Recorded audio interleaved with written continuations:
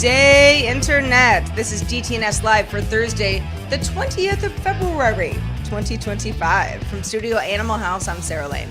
From Columbus, Ohio, I'm Robb Dunewood. And from studio here, I'm the show's producer, Roger Chang.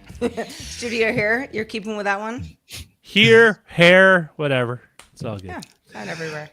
Daily Tech News Show Live is made possible by its listeners. Thanks to all of you, including High Tech Okie, Chris Zaragoza, Jim Hart, and new patrons James, Vet, and Anna. Woohoo! James, Vet, Anna. 3 new patrons. Three what a new fun Thursday we're having right now. Thank you to everybody who has joined us, and welcome to all of you to DTNS Live. This is the show where we discuss the tech news together to help us all understand it a little better. How's everybody doing? Robb Dunewood, what's going on in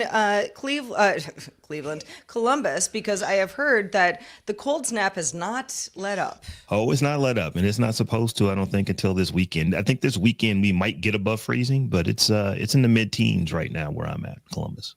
Yeah. So pretty Roger, you and I in the same city, sort of. Oh, I thought you said same situation. It's like, nah, I'm pretty sure it's a lot warmer than that. No, certainly not. I mean, it was actually quite warm here yesterday. It's, In the 70s, 80s. Yeah.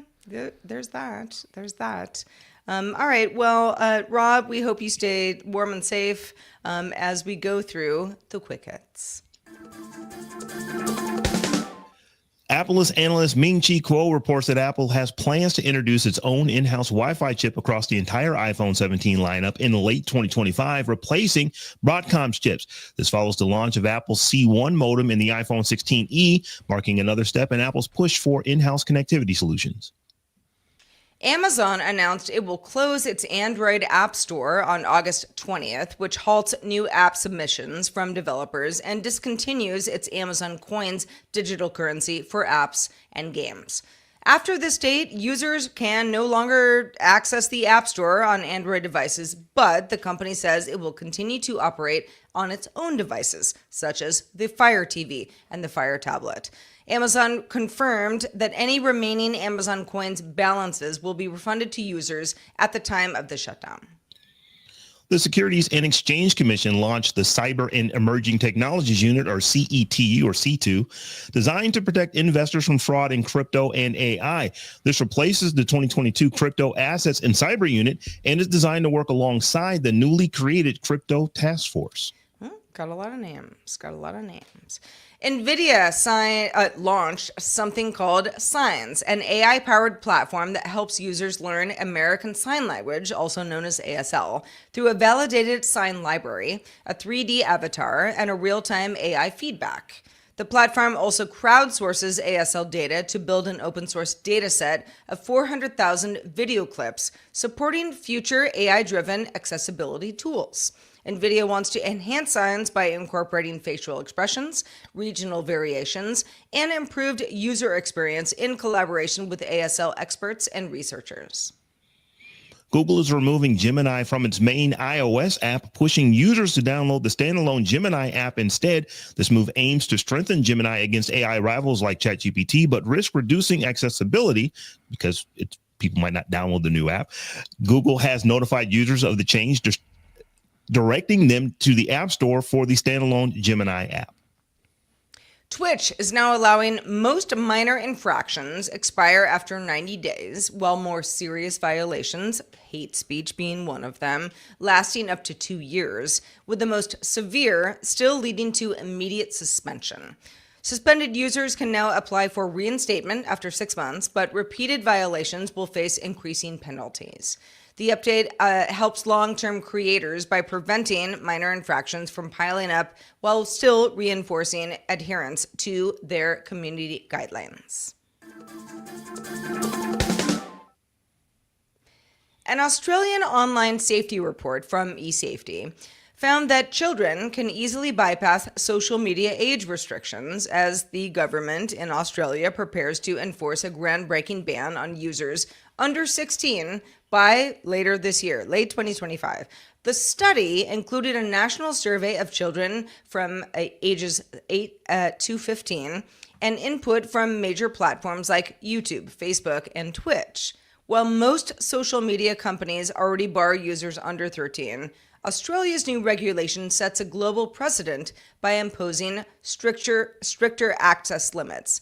So, yeah, I mean, the whole idea of like, if you want to just pretend that you're older than you are, many social media platforms aren't going to get too crazy about that. Australia says no. If you're 8 years old and you're pretending to be 13 or 16, that's a big problem. What because Rob and Roger, you both are parents here on this panel. I wonder how much you think that any type of legislation is going to make this work. I think that once a child is about 11, 12 years old, they have the wherewithal that if they want to get on social media, they're going to be able to get on social media unless they implement to where you've got to have an actual ID. You've got to basically verify with an ID that they can check to make sure you are who you say you are. And that opens up a whole nother can of worms. If you're doing that, are you checking a teenager's ID? Are you doing facial recognition against it from maybe what they, take a picture of themselves with the camera? You've got to go to those kind of measures to keep, like a 11, 12, 13-year-old from getting onto social media if they so choose to do so. Now, what you would hope as a parent is that you've just been a good parent, that you've done good parenting, and you've hoped that your children are going to do the right thing. And there's some things you can do. You don't necessarily give a 6 or 7 or 8-year-old a tablet to use whenever they want to. You don't necessarily give an 11 or 12-year-old a cell phone just because they are outside the house for practice. And, they don't necessarily have to have a cell phone for that. But beyond doing those kind of things, you just cannot make a child not do something that they want to do once they have the wherewithal to do the thing that they want to do. So what's going to be really interesting to me is how when this law kicks in at the end of the year, where if you're under 16, basically in Australia, at least, it's pretty draconian. It's like, 16 years or under 16 years of age, you are not allowed to be on social media. I struggle to see how they're going to keep a 15-year-old that just wants to be on social media off of social media. I don't know how that's going to work. What's interesting about this, at least if I remember correctly, is the law penalizes the social media company, not the under 16 that manages to find their way on it. So, in some respects, the onus is on the social media companies to or at least the platforms to figure out a solution. Now, it could be something as draconian as requiring a government ID, whether it's a national ID card, a passport, or whatever. That syncs up with the individual using it, or limiting access on all devices except ones that have an authorized age verification system. I think they're going to run into more issues with this before the end of the year, and I think they'll probably at some stage either need to A, water it down, or B, like have a more comprehensive ban on social media that doesn't take into account. What would water just it age. down? Well, they would say like you could provide a bit of legislation that says like as long as you can show that you earnestly try Sure. to keep under Yeah. 16 from it, we will not penalize you. Right? Well, 'Cause right I know that Australia is not the only country where people are worried about this sort of thing. All services except Reddit, at least in the case of would Australia be okay with this or not okay with this, required date of birth when you sign up. You say, yeah, this is when I was born. Okay. But they all relied on self-declaration, no other age assurance tools, meaning you don't have to show your government ID. I mean, a lot of kids who don't drive yet don't have even a government ID at all. It's, some do, but many don't. So I think that is part of, a service saying like, hey, we asked. If you lied, it wasn't us. And so, I mean, this is one of those things where it's sort of annoying because they yeah, it's not that they put the burden on the social media companies to do it, but like you need to spell out exactly how this gets implemented. If you leave part of your governmental responsibilities to a private company to figure out, you're going to run into a lot of issues, not just at the time of implementation, but on down the line. Australia could also potentially be creating a lot of issues for folks who are over the age of 16, because one of the wonderful things about social media, and also one of the horrible things about social media, is that you can be completely anonymous on social media unless I have to verify who I am with a government ID. At that point, you know that it's me. So that would be a problem. Like I'm thinking about the social media platforms that I am on. Only if I wanted to verify who I was did I ever have to put an ID in to verify myself. And that was by choice. But there are plenty of accounts that I have that, other than the fact that I may have used my name in some cases, there are more cases where I didn't use my name and no one has no idea that it's me unless I told them so. And I like it that way. And I would imagine that a lot of other citizens would like it that way as well. So it will be very interesting to see how does Australia navigate this? Because if they're going to hold the companies liable for underage citizens getting onto their platforms, those platforms are going to get pretty draconian, as you put it, Roger, to determine how they're going to verify folks. Hey, if we get dinged for this, we need to verify you with something that is official. And that's not going to happen for just people who are under 16. That's going to happen to people who are over 16, because if it just happened at 16, then everyone would just say that they're 16. And that's kind of what the problem is now. And, this is one of those things where I think the cure might be worse than the problem in the first place, where, okay, now, look, I mean, like say you need to the federal Australian government says, social media companies, you really need to step up your age verification systems. Like, fine, we're gonna issue out some sort of RFID, be it a YubiKey or something, where you need to use it, and every time you log into Facebook, Reddit, Twitch, TikTok, whatever, you just have to have this. The problem is, once you do that, you sort of do what Rob was saying, is you have an identifier attached to you, which might not seem like a big deal for most things, but if you're a refugee, if you're someone who's speaking out about abuses, not just within Australia, but outside actors can fight. And this has been a case. This has been an issue, not just in Australia, but the U.S., Canada, Western Europe, where people who were critical of the Chinese central government were tracked down by agents of the Chinese central government, and they said, "We know who you are. We can't do anything to you here, but we know where your family is back home. So you either play ball, you stop criticizing, you stop being a thorn in the side of government policy, then nothing bad will happen." So you have a lot of conflicting, possibly very deleterious, sort of policies that you don't think are going to be, you don't think are that bad, but they have a knock-on effect. Yeah, and I think the other thing too. Go ahead. Go ahead, Sarah. Well, I was just, I was thinking of, when I was a young pup, which was not yesterday, but, the whole idea of like, ooh, I have a curfew. Like, what if I sneak out, after dark? Like, I will get in trouble if my parents find out about this, or my teacher, I guess, or whatever. But like, kids do kid things.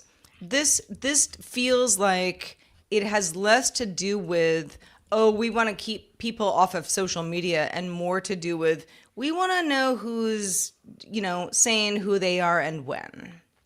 That feels like what this is really about. Yeah, and sorry.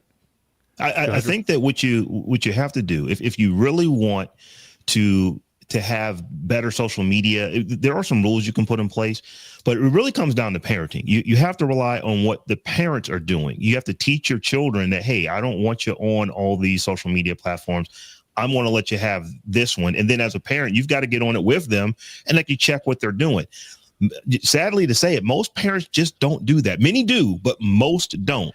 And that's why we have the problems that we have. So I don't know how Australia is going to navigate this. If you're going to require very strict registration, you can't just do it for minors. You have to do it for everybody, because everyone who is a minor would just say that they're not one if you didn't check if they were over 16 years of age. I mean, ultimately, what they're going to probably need to do is have a government sort of sponsored, like an ABC, Australian Broadcasting Corporation, where they implement their own social media platform that they can control, and they can manage all the negative stuff around it. Now, whether or not kids will glom onto it the same way they glom onto Facebook or TikTok or whatever, that's a different story. But I foresee that potentially happening.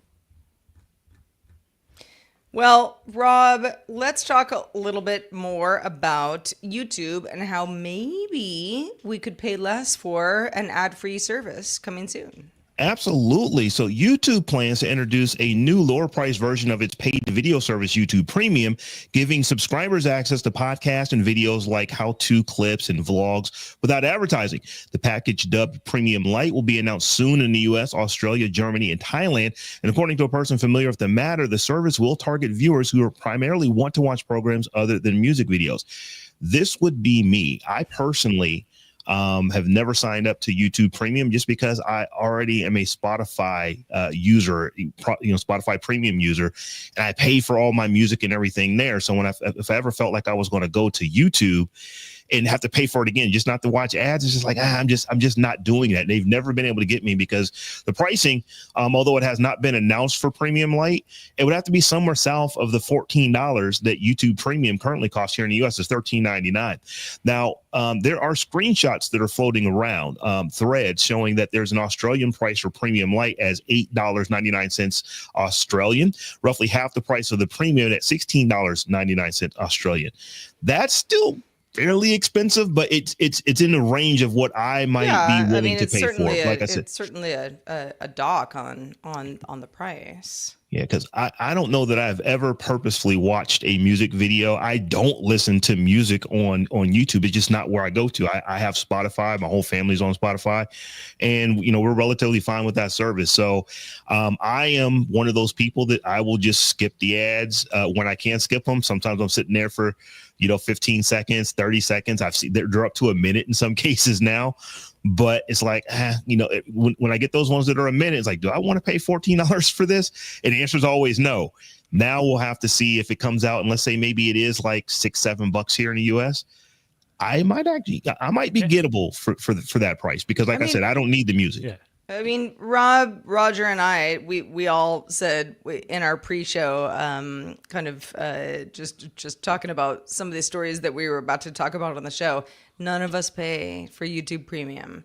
Now, Tom does, I know, and a lot of people do, where they're just like, I watch YouTube all the time. I can't deal with this. I mean, to get a commercial-free experience is so great, which is how I feel about paying for a season of a show where I just, you just watch the show. There's no commercials. There's none of that cable stuff. So I totally get it. At the same time, I don't feel like I watch enough YouTube. I do watch music videos on YouTube, but I also just go like, 4, 3, 2, 1, skip ad.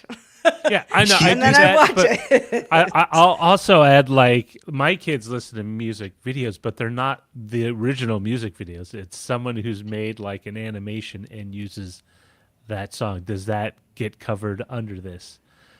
Because if it doesn't, that'd be great. Because if the price is like $9 or less, yeah, I'd totally pay it. Because I watch enough YouTube. It's sort of like videos. what is going to be the library? I think access to podcasts, how-to stuff. I mean, like half of that is what I'm looking for anyway. Yeah, but a lot of those. What is really the discography? Yeah, like. I would have to imagine that YouTube, Google is, Alphabet, depending how far up the chain you want to go. At some point, they've probably figured out, it's like, you know what? We've had YouTube Premium for a while. And we've probably gotten a lot of people who are gettable on that platform at the price that we're charging. So if we want to see an increase in the, in our subscribers, we may need to lower the price for those who don't want music, who don't mind having ads on shorts, where they may be someone who we can get, because they just may be running out of people who can get it. One of the other things that was kind of interesting, the way that, the couple articles that we've got linked in our show notes are speaking about this, is that another reason for this would be for creators, actual podcasters who want to put their product on YouTube and generate a little income. So right now, for those who don't know, you can put an audio podcast on YouTube. You've been able to do it for pretty much forever, but YouTube last year made it relatively easy to do it right from RSS. But there's a lot of creators said, well, I don't want to do that because I'm not already ready to be used or to be monetized by the YouTube way. I've already got this working on other platforms. I'm just going to leave it over here where I've got it. And this could be a little bit of sugar, on the stick, so to speak, to maybe get some additional podcasters to bring their content over, knowing that there would be a way that they could monetize without having to put ads in their content. So, like I said, I don't know how big of a reason that would be for YouTube, but it's one that was at least listed in some of the articles that we were referencing from. It's definitely interesting that they see this as a need. Which indicates that either A, they have ambitions elsewhere, or B, something's not working as well as they were hoping, or C, a combination of the two. I think it's a combination of the two. Yeah. 100%. I mean, the idea that YouTube is like, we know everyone is watching stuff on our platform. We know this, but we would like more people to sign up for a premium subscription, and they're getting priced out of that. That's what this feels like to me. I mean, go ahead. Another thing to think about is that Spotify has been the thing for podcasts for years. Mm-hmm. But Spotify last year, they started really pushing into the video content. So they're now dipping their toe into YouTube's Kool-Aid, so to speak. So, it could be saying, well, if you're coming into our space, maybe we'll go into yours, because it is relatively easy. It is easier to put your podcast on Spotify and monetize it there than it is to do it on YouTube. It's that is just the nature of the beast. It is just easier to do it there. It's not that it's hard on YouTube, but it is easier on Spotify. So I think that podcasters go there first before they think about YouTube, even though YouTube is the place where probably most people listen to or watch content. So it's going to be interesting. I just kind of wonder if they're maybe getting into a little bit of, okay, well, you're adding video on your platform. We're going to sweeten the pot over here on our platform to make it easier for people to want to put their content here and maybe monetize it. YouTube needs better integration with other tools like Patreon and other things. I mean, it integrates with Acast, which is something that we use does, as well. But it doesn't. It integrates in so much that it can shovel one thing into the other. It doesn't integrate it in a way that makes anything look usable from a viewer's perspective. Yeah, you would have to go in and it jumbles everything. But they do work together. I mean, YouTube does work with some other. There's working together, and then there's really working together, right? There's a synergy of things. Working and integration, two different things. Here's the question, though: does YouTube really want to do that? Well, in that, I don't know that they really want to do that. I would say no. Actively don't. YouTube I know they don't do everything on their platform. Yeah, and that's sort of kind of like where they're caught, right? Because a creator who uses YouTube at this point, at least the ones I have followed, have mentioned more than once that the amount of money they actually make off YouTube has declined over the years, and so they're looking for other avenues. They use YouTube as a platform to get the eyeballs that they can then pitch. Hey, support me on Patreon. Hey, support me on this. Go look at my merch. Do all the things. So I mean, it's a nod to that, but like honestly, if they really wanted to make it a little more attractive, wouldn't they just drop the price of YouTube Premium by like $1 or $2 instead?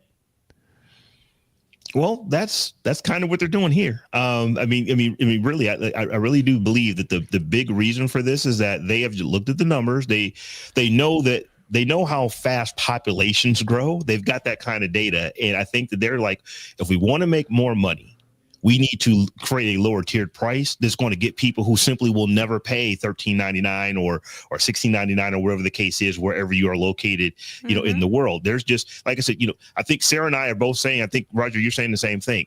At $13.99, we simply are just not willing to pay, no matter what YouTube offers.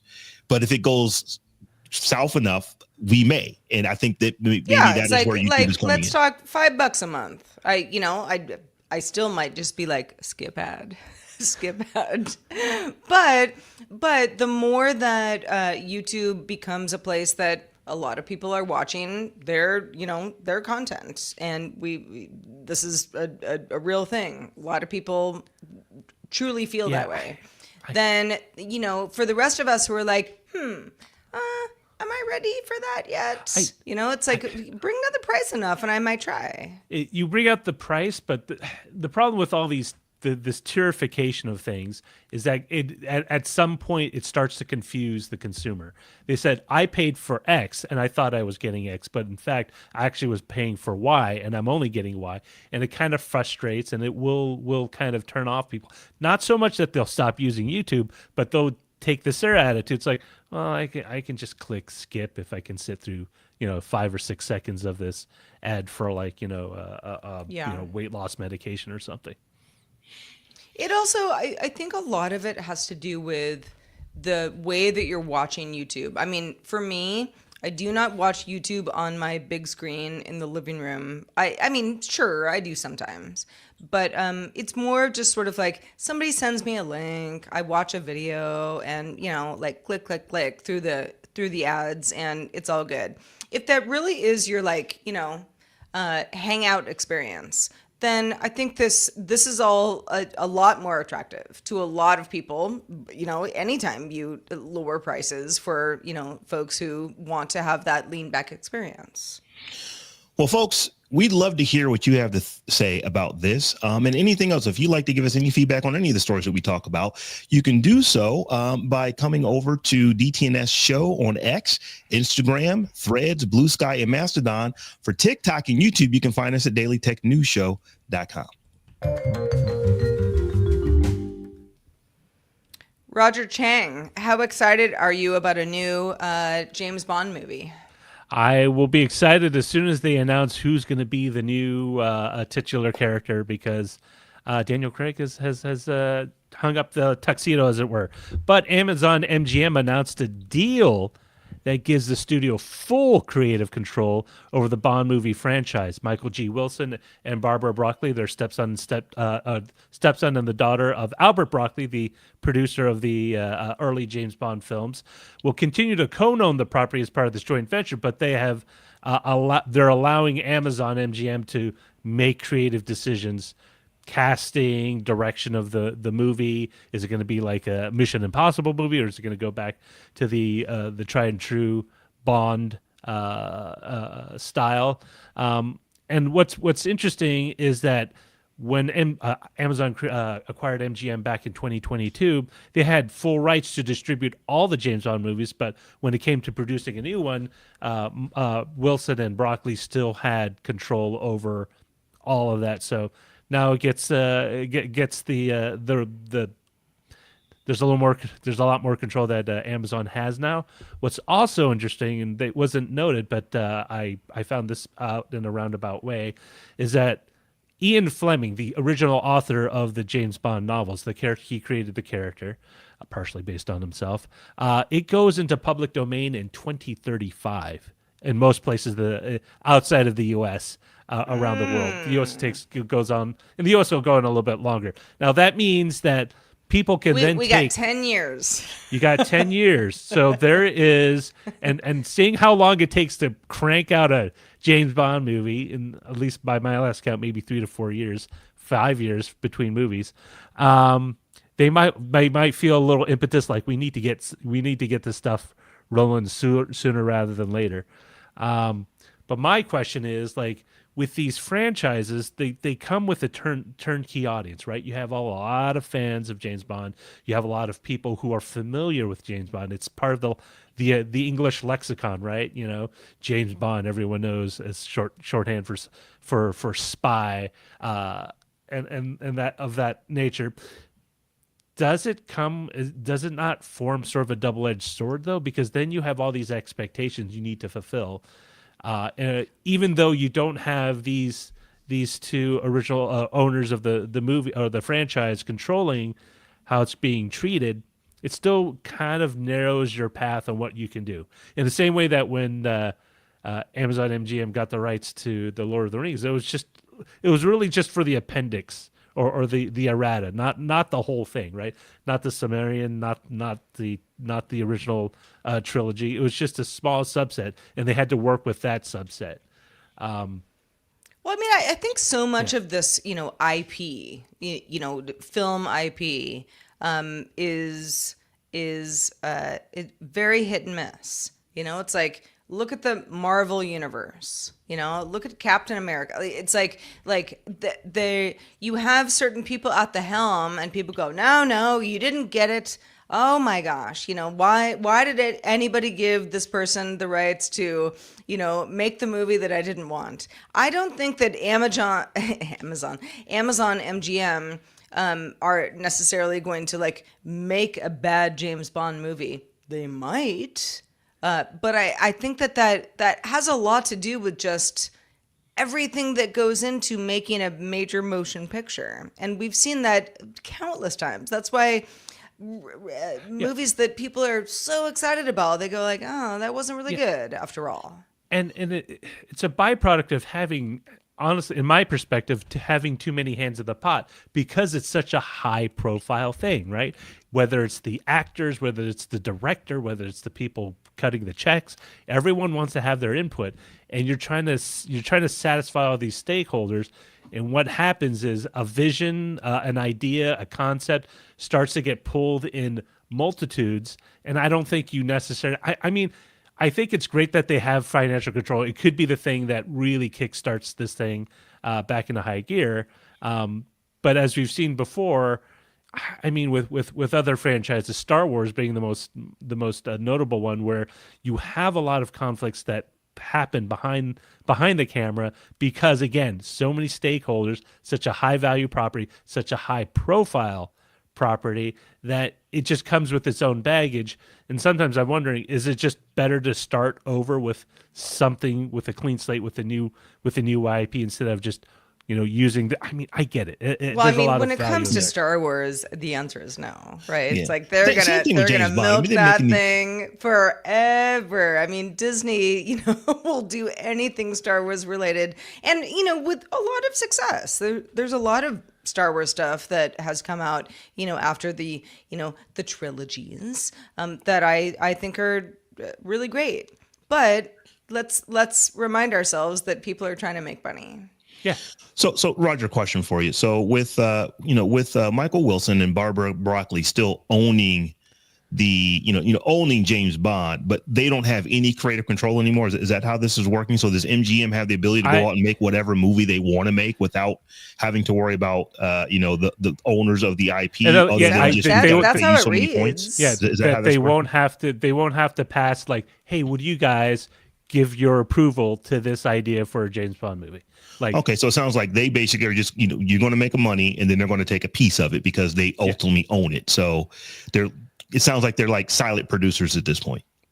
They just are going to, is that how that works? I think, yeah, pretty much. And again, with that 10-year, I won't say deadline, but when a majority of the Ian Fleming novels, James Bond, that particular version of James Bond, going to public domain, that will allow other people to create works based on that. Now, there's a very clear distinction between that and the already existing James Bond movies, which will still be under copyright. So if you're talking about doing another Octopussy, another Never Say Never Die Again, Goldfinger, all those movies and the way they're shot and the way they're done and all the and the cast that are unique to them, that's still copyrighted. This is that copyright is.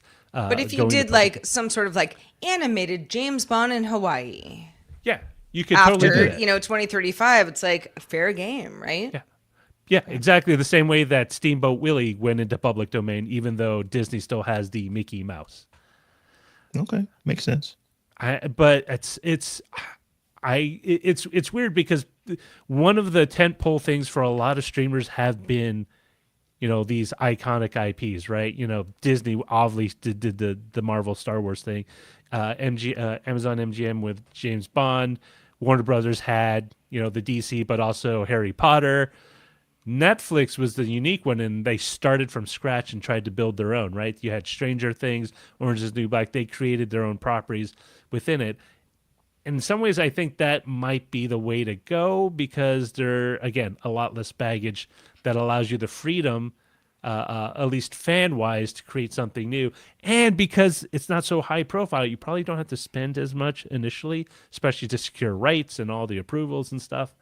Unless you own it like Disney, where they bought Lucasfilm for a tidy sum. Dump trucks of gold bullion was brought to the backstate of one George Lucas. Well, Amazon announced that it surpassed Walmart in Q4 revenue, bringing in $187.8 billion ahead of Walmart's $180.5 billion. Now, again, this is quarterly revenue. This is, a 3-month period. But Walmart had the top quarterly revenue for the last decade. So this is kind of significant when you're looking at, Amazon versus Walmart. Walmart still leads in annual sales. That's, sales over an entire year. Has projected 2025 revenue of $708.7 billion, slightly ahead of Amazon's projected $700.8 billion. Amazon's core retail business, still its bread and butter, but cloud computing, advertising, third-party seller services are now making up over 40% of its overall sales over the last year. So, as somebody who, I know what Walmart is. I actually use Walmart Digital quite a bit, but I was in a small town, so I just didn't have a Walmart near me. I never really understood the impact that Walmart has and continues to have on so many folks. But this just goes to show you that Amazon surpassing Walmart in 2025 makes Walmart, talk about a significant place to buy things. Sarah, when you first, when we were talking about this in the green room, you first said this, I was like, man, Walmart is now behind Amazon, but you read the key part here. Amazon makes 40% of their money on Amazon Web Services, and that's included in this. This isn't just retail to retail. This is all of Amazon to all of Walmart. And that makes it make more sense because I'm thinking there are a lot of people, myself included, who get a lot of stuff on Amazon, but there's a lot of people who have never ordered anything on Amazon. And then I try to juxtapose that with the number of people. You're going to be hard pressed to find Americans who have never been to Walmart, who have never used Walmart. At some point, almost everyone who's bought something has bought something from a Walmart at some point. But yeah, Amazon is ginormous. It is growing and growing and growing. And like I said, this one shocked me a little bit because I initially thought of it just from retail to retail. And it's like, no, it's all of Amazon.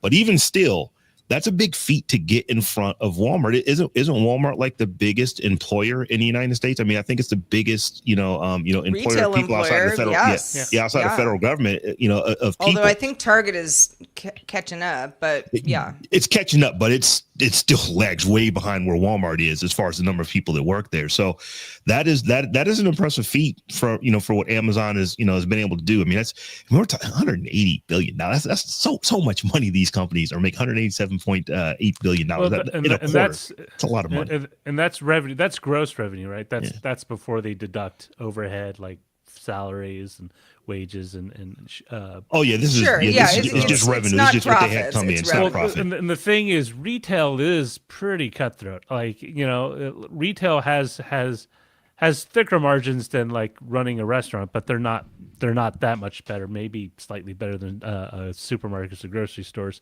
of which Walmart is, depending on which one you go to, has produce and food stuff in the aisles. I'm wondering, as the non-retail business of Amazon grows and the retail becomes less of a portion, still significant. Would they consider paring back or maybe like reducing some elements, because it does require a large amount of volume to make the same amount of money that you could do. You're asking if Amazon would reduce like warehouse volume type thing, or stuff like costs that are part of running a retail operation, right? They have built their own shipping company to Yes. handle the stuff they do. I could easily see them spitting out their shipping to compete with FedEx, UPS, DHL, in that front. So that part I can see. But Amazon already does that. Yeah. Companies of this size don't tend to break themselves up unless the money's not right. What tends to happen is the government breaks them up because they're too big. They are, they're monopolistic.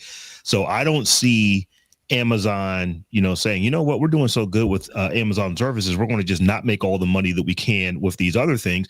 I think they ultimately are just going to try to do both for as long as they can. That's just a personal opinion. I don't know.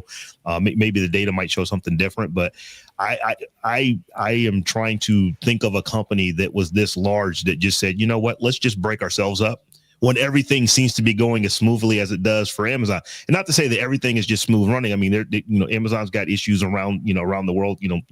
People want to, put unions in and this, that, and the other. They are running into some issues like that, but they still make money hand over fist, not just with Amazon services, but with their retail business, because they are so good at what they do there.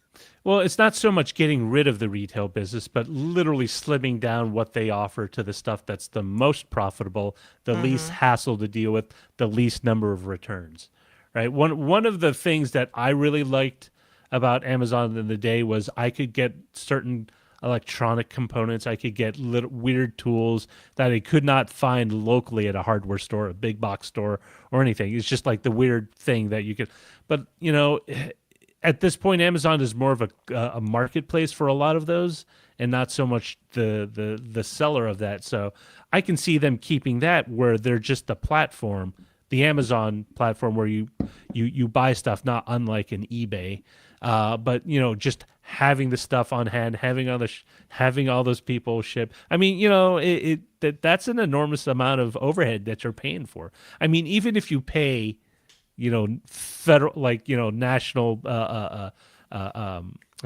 minimum wage, $7-something an hour, that's still money that you're spending. I don't know. I find it interesting that their cloud computing and all those are growing, which is great, because that means they can be less reliant on the retail side of their operations in the long term. Well, and I think Amazon and Walmart are interesting companies to compare to, because Walmart, again, very digital now. You can do a lot of stuff using Walmart that you can do on Amazon. But Walmart is still known as the big brick and mortar, you get everything here. You want to eat lunch, you want to, new pillows. What do you want? Walmart has it. Amazon, same thing, but that was always digital. Amazon has had some mixed success in going into that physical brick and mortar situation. I mean, sure, the company bought Whole Foods, grocery store. That seems to have worked out well. But Amazon's other forays into, Amazon, grab and go. Was that what it was called? Yeah. And it just did, again, limited type stuff, but people were just like, Amazon is like something I do on my web browser. I don't do that in real life. And grab and go to me was still, honestly, to me feels more like a way to kind of snub the nose of brick and mortar retailers by offering something that didn't really exist, which is a fully automated store. They were hiring people, halfway across the world to do the check and look at screens of what people are grabbing and then charging them appropriately. As an actual business, that's unsustainable. But as kind of as a publicity stunt, yeah, that's great, right? Now your competitors in that space need to think they need to ramp up, spend more, change their operations to meet something that ultimately was more fiction than fact. In fact, the fact that Whole Foods is still around, that Amazon uses it to take in returns from people. If you ever returned anything at a Whole Foods from Amazon, there's a huge line. You get there early, there's still a huge line of people dropping stuff off. And to me, that's just like, that's great, but that seems like a lot. There's a huge of money. line to drop off things at Whole Foods. Oh yeah, to return. I don't know. Oh, I'm just like I'm all palm at Whole Foods, where I'm just like, "Meow." Yep. Don't even need to have my on the holidays. It goes me. down and almost out the door. Yeah, it's not just Whole Foods. I believe Kohl's, at least here, you can return stuff at Kohl's, and there's a line to do returns at Kohl's around the holidays. I was like, you got to be kidding me, right? People just bringing stuff back. But yeah, if you did all that shopping online and something didn't fit, you got to take it back. Yep. Well, and that's the thing about shopping online. I've learned my lesson. I will never buy shoes online anymore. You just got to try them on. I buy one particular style of shoe because I know that size of that brand or of that. Yeah. But yeah, if you get creative, you might end up in the line of Kohl's. I still go to a shoe store. Well, and that's, brick and mortar lovers among us. Sometimes you just go to the store. I've got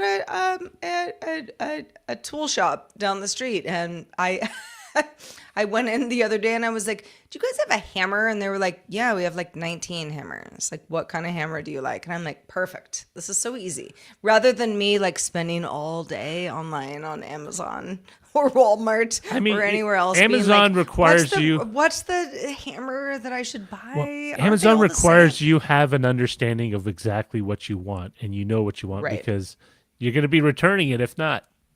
Indeed. Well, we will not return you for sending us your emails. We get a lot of them, and we thank you for them in advance. Let's check out the mailbag today. Victor wrote in on HP's buyout of Humane. If you guys didn't know that, HP just bought Humane yesterday. There is another area I think that may be of interest: 3D printing. They may want to use it to optimize the printing process for strength, speed, surface finishing, or anything else. The printed part geometry affects some of those parameters, so it requires some guesswork on alignment and setup from the operator. It'll be interesting to see how it develops, but it's likely it won't make the headlines. You know what? I think, we were sort of snickering a little bit yesterday about like, okay, so HP buys Humane, maker of the AI pin. What will the Humane employees that are get absorbed into HP, of which there are many, what are they going to do? How would AI help printing? But 3D printing, and maybe some sort of AI aspect of 3D printing, that is something that we didn't explore yesterday. That's a good one, Victor. Yeah, it's pretty interesting. I won't say I'll be shocked, but it will be interesting to see if you see like HP printers with Humane on the side of them or something like that in the next year or two. That would be kind of, especially for 3D printing, because that requires a good understanding of a lot of the tool sets. And if the 3D printing AI can say, like, print me this copy of the Eiffel Tower, but I don't want to use a CAD program to get it to the right measures. Just make sure it fits this, 6-inch high by 4-inch wide block. Yeah. Done. And make it red. Yeah. Something like that. Craig also chimed in about our Spotify features discussion earlier this week. Craig says, please tell Roger I was delighted to hear him mention Radio Paradise on DTNS Live the other day. I've been singing their praises for years. It's by far my most listened to streaming music service. I've discovered so much great stuff through them. Nothing beats a well-crafted, human-curated playlist. Take that, AI. It is a very, very eclectic mix of music. They do world, they do country, they do hip hop, they do folk, they do new age, they do pop rock, they do rock. So it's a constant, it's a kind of melange of styles. What's great too, though, is they offer live, or they offer different levels of streams, all free. So you can do AAC, you can do MP3, you can also do FLAC if you want FLAC audio, and you can use, and they give you the URL, and you can just drop it into something like VLC or some other streaming player, and it will play through, and it will give you all the, like, you know, the artist and the song. You know, you don't have as much control over that. You know, you can't select like, oh, I want this style only. It's going to give you what they've curated for you. But honestly, I've discovered like 60% of my new music that way. I mean, I was talking about this when we had our conversation the other day. KCRW, my favorite radio station, old school. I mean, they have apps, but you know, when I'm in my car, it's like that's all I'm listening to. I love it. I don't want to curate it all myself. I want someone else to be like, why don't you listen to some new music? Rob, do you have anything like that in your neck of the woods? No, I'm not really a big music listener. Not as much as people who are like on Spotify all the time. So I just don't listen that often. It's just not a thing that I do. Yeah. I listen to albums a lot on an actual record player, but not so much on Spotify, even though I just raved earlier in the show about how much I love my Spotify account and have no plans on leaving it. Yeah, but I feel the same way about Apple Music. I'm like, I just listen to my stuff over and over. Like, I have hearted my favorite things. Play me that album. Or I want, Bob Dylan, Blood on the Tracks. Like, play me that album front to back. That, sometimes I'm like, I don't want to think about it too much. I just want you to do it for me. Now, I do every now and again, like, what's that song? There's a song playing. I'm trying to figure out what it is. And then what I'll do is, okay, I found out what the song is. Let's go over to Spotify and listen to the whole song and see if they have an instrumental or whatever. I do that kind of stuff fairly regularly. But yeah, I've been told, my wife said, because I was talking to her we were talking about Spotify. So like, you don't even use Spotify. It's like, Spotify is for us. You don't even really use it. She's probably right. I would imagine that 80% of my usage of Spotify is probably listening to podcasts. Yeah. Well, that's kind of, 80% of like, if I'm out for, let's say I'm taking the dog out for, we've got time for like a mile, maybe a mile and a half. I'm listening to pods. I love music. I do. But I'm like, pod, just give me more information. Yeah. Well, if you have ideas about what you like to listen to and how you like to listen to it, remember you can send your comments into us. Feedback at dailytechnewsshow.com is one way. Of course, you've got the socials as well, but send in your comments. We love to hear them. We also love to have people help us name this show. So, Rob, what do we got? So absolutely. So during the show, you have been submitting titles over at DTNS.showbot.tv, and we've got some pretty good ones that have been coming through. Let's see. We've got Save the Children is really a track for the adults by Clinton Woodward. Concentrated Verification, Just Add Water by Saray TW. Yeah, Everyone is Always Battling the Teenager by GPEG84. GPEG's actually got a bunch of them in here that are ranking. Try to keep teenager off the socials. GPEG84. Let's see here. We have a Zoe Brings Bacon, No More Broccoli for James Bond. Zoe also comes with Bond and Broccoli Breakup. So we've got some pretty good ones. What did we decide to go with?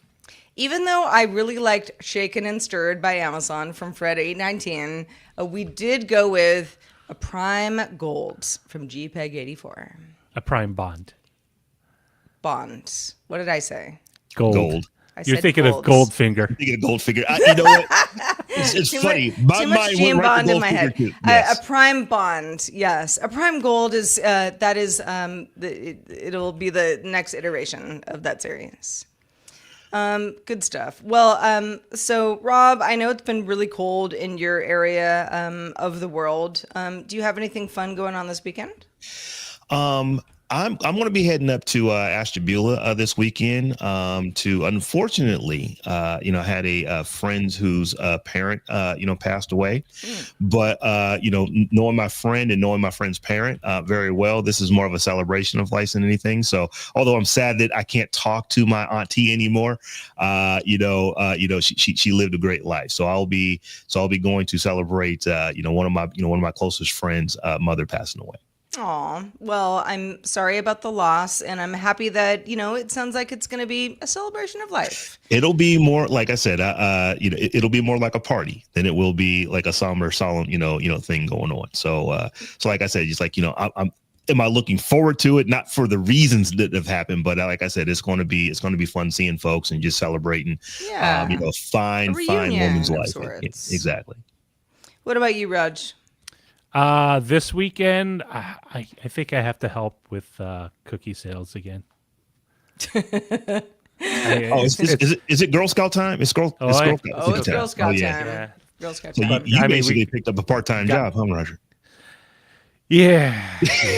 I got one more DTNS live tomorrow on Friday, but I do want to give a shout out to everyone in the Twitch chat that's been supporting us. They've been so awesome. I want to give a shout out to Zoe Brings Bacon and Technomensch for cheering us on with bits. Woo. But I also want to give Steve double props for giving us a Patreon raise. Yay! Everyone who does that, we love the support. You really are doing a great job showing that we are a valuable part of your listening routine, because we put a lot of effort. Sarah puts a lot of work, as does Rob, into making this show as good as possible. And if you are a DTNS supporter, we'd love for you to show your support for us. We've got lots of good stuff over at dailytechnewsshow.com/store. Pick up a mug, a t-shirt, a mouse pad, or anything like that with our DTNS logo on it. They're great looking ways to support us and the show. So once again, head over to dailytechnewsshow.com/store. Reminder, we're live. You might not be watching or listening live, but we do it live every day. Well, Monday through Friday anyway, at 4 p.m. Eastern, 2100 UTC. We'd love to have you along for the ride. You can find out more at dailytechnewsshow.com/live. We're back doing it all again tomorrow with Len Peralta and Molly Wood talking about Android RCS and iMessage intercommunication. Hope to see you there. The DTNS family of podcasts, helping each other understand. Diamond Club hopes you have enjoyed this program.